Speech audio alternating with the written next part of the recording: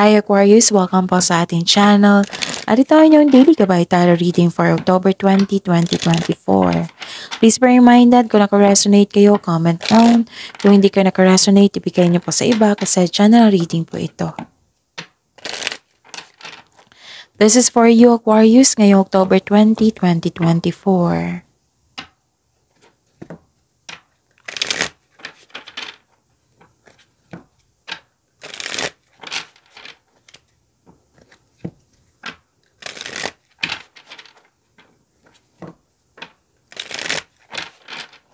Para po ito sa inyo Aquarius ngayong October 20, 2024. Maraming salamat po sa inyong patuloy na suporta at maraming salamat din po sa mga hindi nag-skip ng ads. Gamitin ang reading na ito bilang gabay lamang sa mga hindi pa nag-subscribe. Subscribe na po kayo at click bell notification para malaman nyo na may bago tayong video. Para sa mga gusto magpa-reading po, malumabas dyan sa screen nyo ngayon, panoorin nyo po at sundin ang instruction. Calling the attention sa mga suki ko dito na Aquarius, open na po inyong Monthly Gabay Tarot reading for October 2024. May 6 months from now reading tayo at love life reading po. So message me Aquarius for schedule. Maraming salamat po. Spirits Guide, mga ganap po ngayong October 20, 2024 para po kay Aquarius. I need 3 cards po.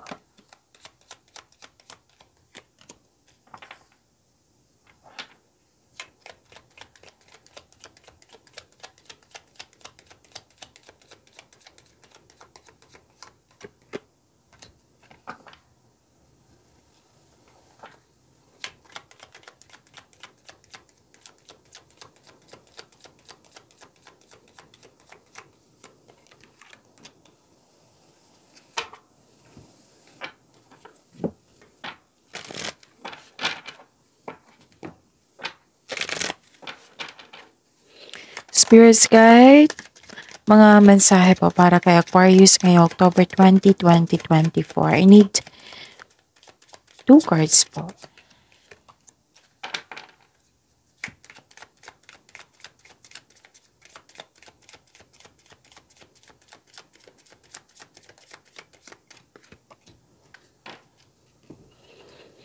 Okay, Aquarius ngayong October 20, 2024, may nakita ko ditong stop overthinking, Aquarius.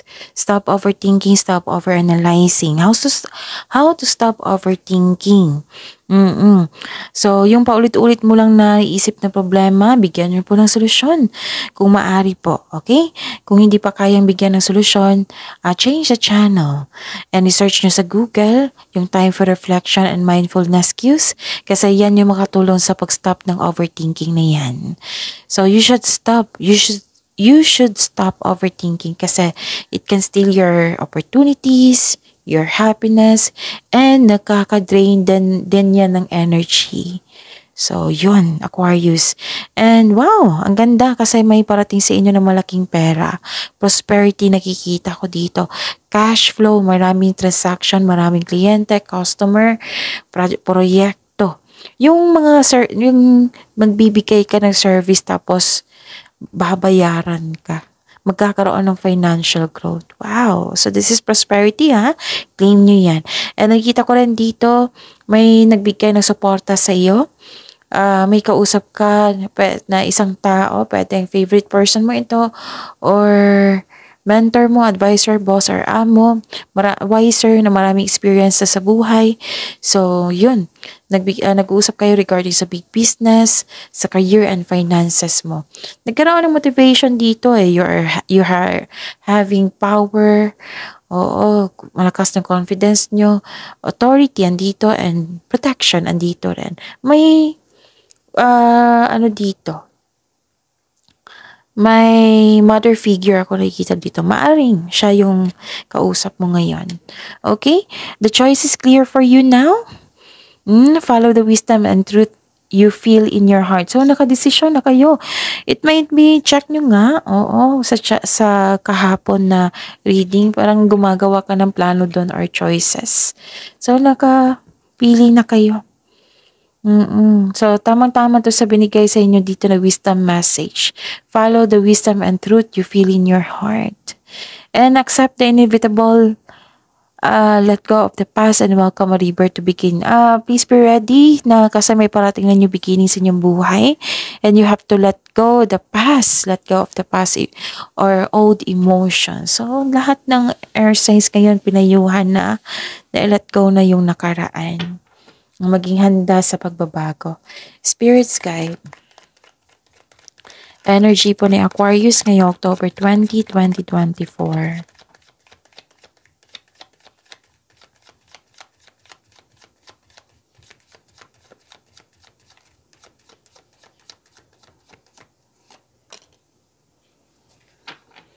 The clarification of this card po.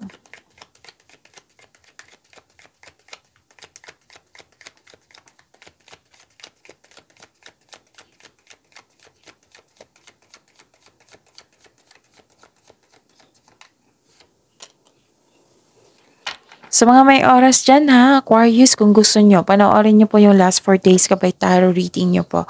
Like for example, napanood nyo ito ngayong October 20, 2024. Panoorin nyo po yung October 19, 18, 17, 16. Kung may nakita kayo or may narinig kayo repeating message, kailangan nyo po iyan bigyan ng atensyon. Kung maaari po ha, bigyan nyo po ng solusyon at aksyon.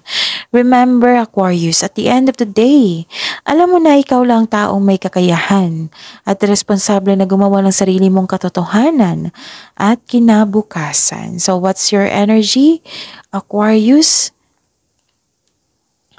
Nakikita ko dito, may awakening, may acceptance, may self-assessment, atonement, and wow, this is ending with new beginning.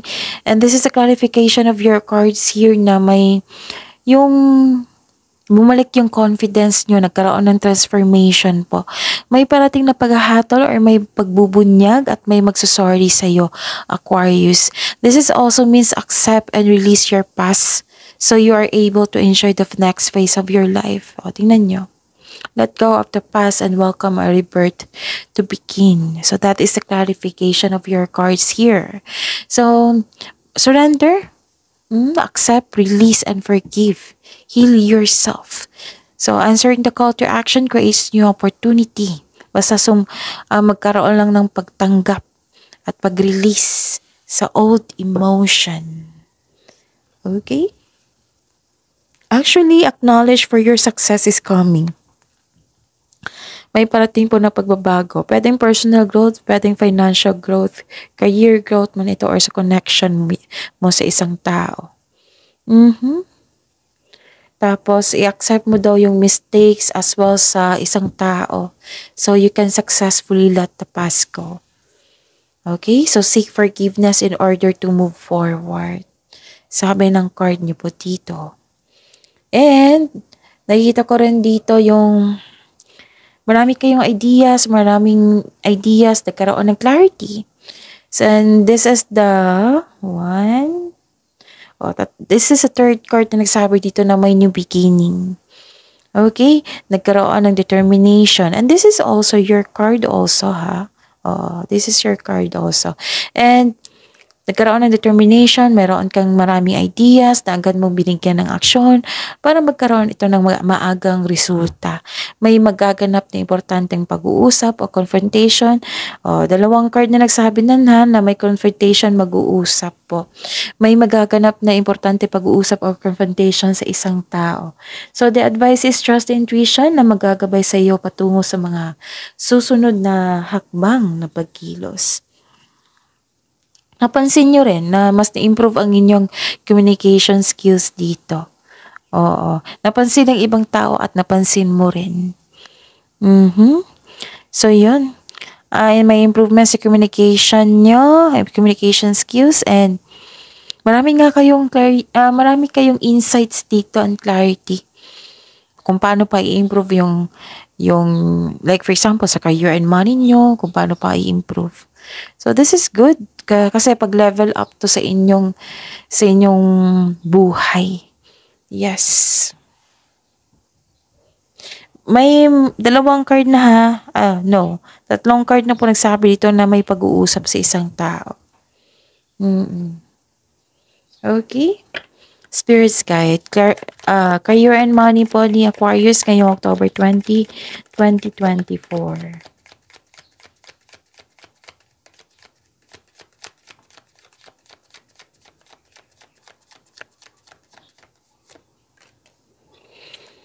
And the clarification of this card po.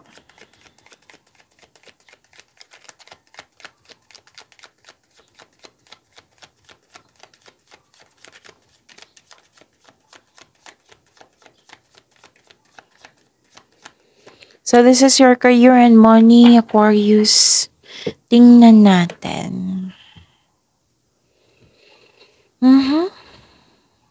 Okay. Nakikita ko dito,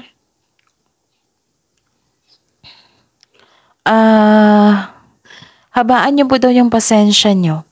Okay, may reminder ang card niyo dito. Mag-ingat po kayo sa scam investment. Oo. Mag-ingat kayo sa scam investment. Mag-ingat kayo sa offer kasi may scam dito. Huwag kayong magmadali sa inyong desisyon. Huwag kayong ma-frustrate. Habaan yung pasensya nyo. At yun, maging wiser kayo. Kasi may nakita talaga, pwedeng naalala mo ito sa nakaraan. Pwedeng nangyari na ito na naalala mo. Pwede din na mangyayari pa ito. So kung may offer dyan, o like pag-invest ng pera mo, pag-iingat, huwag magdesisyon agad. Huwag muna. Kung pwede, huwag muna. Kasi may nakita ko ditong scammer talaga, mangloloko. Kailangan yung habaan yung pasensya nyo. Siyempre, kung mag-invest ka ng pera, kaya alamin mo kung may legal ba yan, i-ask nyo sa attorney or sa government agency, alamin nyo. Huwag kayong umasa sa review ng post ng internet dyan sa social media na ito, ginagamit ni ganito. I-ask mo diretso sa government agency. Kasi sayang ang pera kung i-invest mo sa hindi naman tunay. 'Di ba? So, kung may balak kayo, ngayon pag-isipan ng mabuti. O, kung masyadong malaking pera yan, kung pwede, isang buwan pag-isipan nyo para sure na sure. Kaya isipin nyo na ilang araw yun yan naipon yung pera na yan. Marami kayong hirap na pinagdaanan dyan para makuha yan. Tapos, ininvest mo sa scam, nako. Mag-ingat talaga sa investment ngayon. Pero at the end of the day, kayo naman po mag-decide niyan. Pera nyo yan eh. Oo. So, pag-isipan lang na mabuti, okay? Ano pa? Nakikita ko rin dito na okay.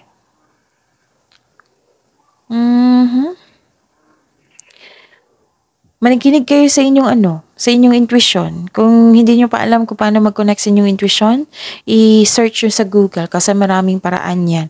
Sa intuition pala yung magsasabi sa inyo kung sino yung taong hindi totoo sa inyo, siya yung magsasabi sa next action, siya yung magtuturo sa right path, patungo sa success. Kasi dalawang card na po nagsabi dito, Aquarius, na may mataong mahilig magmanipula. Manloloko po, hindi po siya totoo sa inyo. Yes, pag-isipan talaga ng mabuti yan. Kung may offer dyan, ito, okay, may lumabas sa akin. So, dapat may lumabas sa akin dito sa cards ko ngayon. So, dapat maging careful ako. So, please be reminded, kayo naman po yung magsusunod. So, yun. Kasi nakita ko talaga dito na isang illusion. Hindi talaga totoo sa inyo. Magkinig din kayo sa inyong intuition kasi may mensahe talaga. Baka pinipigilan kayo ng inyong intuition. So, it's time to reconnect. Okay? And, yun. So, mag-ingat ha. Dalawang card na nag-warn dito. Pwedeng nangyari na ito or pwedeng mangyayari pa lang. Na sana'y naagapan nyo. Pag-isipan nyo ng mabuti yan. Kung gaano kalaki yan, kung masyadong malaki yung pera niyan, pag-isipan nyo talaga ng mabuti. Spirit's guide. Kasi baka alam ng taong itong scammer na may parating sa inyong pera or na may natanggap kayong pera ngayon na malaking pera. Kaya Eto, nagmanipula, hindi siya totoo sa inyo. Nako, mag-ingat talaga kayo. Spirits Guide, Love Life, Self-Love, Partnership, and Romance ni Aquarius ngayong October 30, 2024. The clarification of this card po.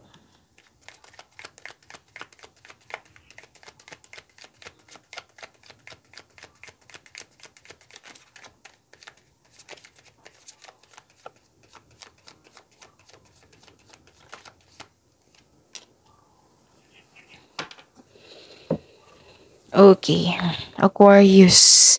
Maraming salamat po sa patuloy na tiwala at suporta sa ating channel. At maraming salamat din po sa mga hindi nag-skip ng ads. May lumabas dyan sa screen nyo ngayon, panoorin nyo po. Kung gusto nyo po iyan, then follow instruction. Actually, itong conflict nito and argument, parang nangyari sa nakaraan. Tapos now, nagpasya kayong i-release ito, letting go of grudges. Actually, may gustong bumalik talaga sa inyo, Aquarius.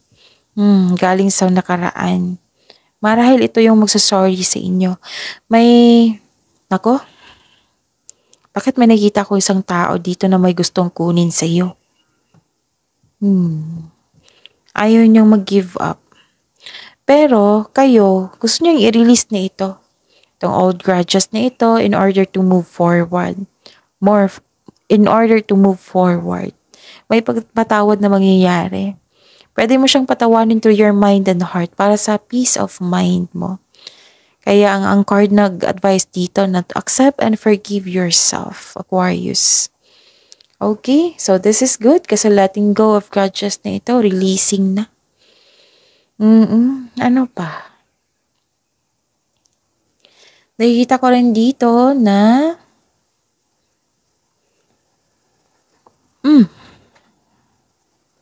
okay. May advice ang card niyo po dito na be confident kayo. Okay? Huwag niyong pairalin yung weakness niyo. Maging confident kayo. It's time to step out sa comfort zone niyo if you are serious about growth. Okay? Okay.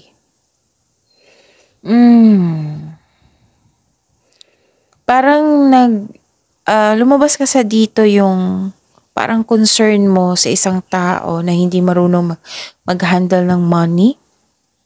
Pwede din may problema ka sa money ngayon. Nakita ko dito eh. Actually, may alok na tulong dito. Ayaw mong tanggapin. Na-burnout ka dito eh. Parang sobra na, tama na, ganun. Marami kayong gawain. So, you need to relax. You need to, magpahinga. So, this card tells you to take a break. Taking a break won't hurt your career. Allow yourself na mag-rest kayo para ma-re-energize kayo sa pagbalik nyo. At ganado ka na muli magtrabaho. Okay? Parang dito eh, nakikita ko talaga dito na may concern ka sa taong sumusobra na. Pero nakita ko naman dito nag-let go ka na. Parang ayaw mo na, gusto mo ng peace of mind. Ayaw mo na ng grudges.